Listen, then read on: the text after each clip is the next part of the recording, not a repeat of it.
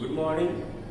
पिछले वीडियो में हम पढ़ रहे थे लेसन 11 कला क्षेत्र में परिवर्तन, जिसके बारे में हम लोगों ने जाना था पिछले वीडियो तक कि किस प्रकार हमारे औपनिवेशिक काल में, यानी जब अंग्रेजों का यहाँ आगमन हुआ, जब उनकी उपनिवेश यहाँ पर स्थापित हुई, तो उस समय हमारे कला के क्षेत्र में क्या क्या परिवर्तन हो रहे थे, क्या क्या परिवर्तन हुए, इन चीजों के बारे में हम लोगों ने पढ़ा। अगला टॉपिक था भवन निर्माण की नई शैली और नई इमारतें, यानी जैसे जैसे कला क्षेत्र में परिवर्तन होते गए, यहाँ के बड़े बड़े जमींदार जो थे या राजा महाराजा जो थे, उन लोगों ने भी अपने चित्र को, अपने शैली को, वो लोग अपने दीवार पे या किरमिच के पेपर पर वो लोग अपना फिगर बनाने लगे, अपना चित्र बनाने लगे, पेंटिंगें बनवानी शुरू की। उसके बाद धीरे धीरे अपने भवनों, सरकारी महलों की चित्र को बनाने का भी एक समय चला, और उस समय में भारत के बहुत ऐसे राजा महाराजा जो थे, जो अपनी ऊंची इमारतों जैसी हवेली थी, जो उनकी राजधानियां थी, उन चीजों को भी उन्होंने अपने किरमिच के पत्थर पर या दीवार पर बनवाने शुरू किए। इसमें आपको उन्होंने शैक्षिक संस्थान, धार्मिक इमारतें, व्यवसायिक भवन आदि प्रमुख रूप से थी, और उनकी हवेली भी जो इस तरह से थी। इसमें अंग्रेजों के द्वारा जो बनाई गई इमारती की पेंटिंग थी, जो महलों की पेंटिंग थी, वो उनकी श्रेष्ठता को साबित करती थी, वो उनकी बहादुरी को साबित करती थी, वो ये दिखाती थी कि अंग्रेज किस तरह श्रेष्ठ हैं, और उनके चित्र के द्वारा ये दर्शाया जाता था। और तथा उनकी राष्ट्रवादी जो विचारधारा थी अंग्रेजों की, वो उसको बयां करती थी, उसको दर्शाती थी। सार्वजनिक तौर पर देखा जाए तो सार्वजनिक होने के लिए मोटे तौर पर 3 स्थापना शैलियों का निर्माण किया गया, यानी सार्वजनिक तौर पर देखे जाए सार्वजनिक क्षेत्र के लिए तो 3 ही तरह के स्थापत्य कलाओं का विस्तार किया गया, स्थानीय कलाओं का विस्तार किया गया, जिसमें ग्रीको रोमन स्थापत्य कहा जा सकता है। यानी इसमें एक शैली था रोमन शैली, जिसमें आपको रेखा गणितीय संरचनाओं एवं गुंबद का निर्माण इस शैली के अंतर्गत किया जाता था, या इस शैली की यह विशेषता थी कि गुंबदों का निर्माण किया जाता था। ग्रीको जो शैली थी, उस शैली में इस तरह का निर्माण किया जाता था। उसके बाद एक तरफ देखेंगे तो आपको रोम की जो शैली थी, रोम के भवनों की शैली थी, उस रोम में जो मकान होते थे, जो भवन होते थे, उसकी शैली थी, जो यूरोप में जब पुनर्जागरण काल चल रहा था तो उसमें उसने पुनर्जागरण के दौरान पुनर्जीवित किया गया, और उस शैली को वहां पर विस्तार किया गया, उस शैली का विकास किया गया, जो हमको देखने को मिलता है और पुनर्जागरण काल को दर्शाता है। एक और शैली जो थी उस समय भवनों के निर्माण में या इमारतों के निर्माण में जो काफी लोकप्रिय थी, वो थी गॉथिक शैली।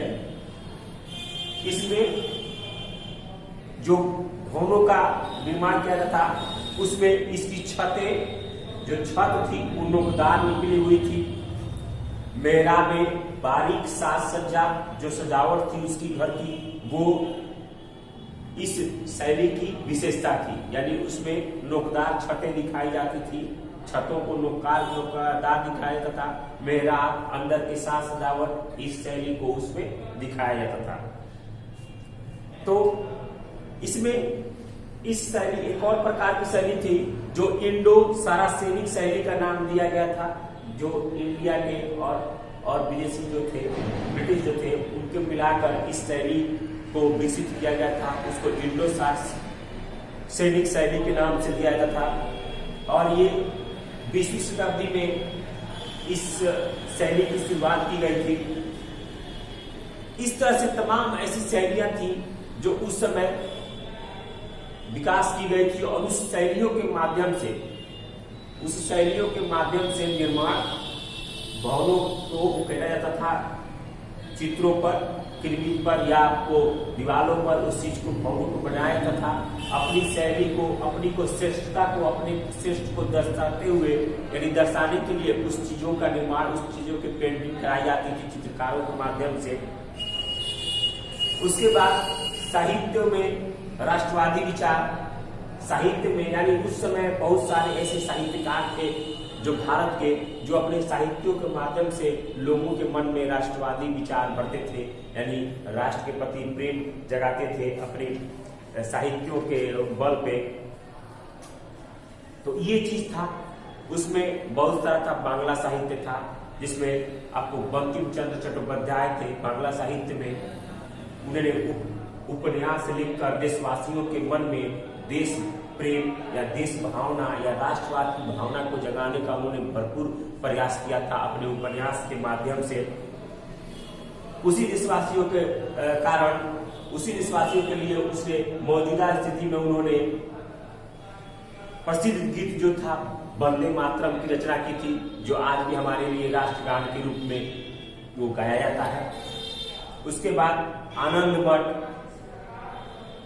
जो रचना थी, आनंद मठ का जो रचना थी, उनका आविष्कार था, उससे राष्ट्र में राष्ट्रवादियों की भावना को बहुत प्रेरित किया, राष्ट्रवाद की भावना को जगाने में बहुत अहम भूमिका निभाई।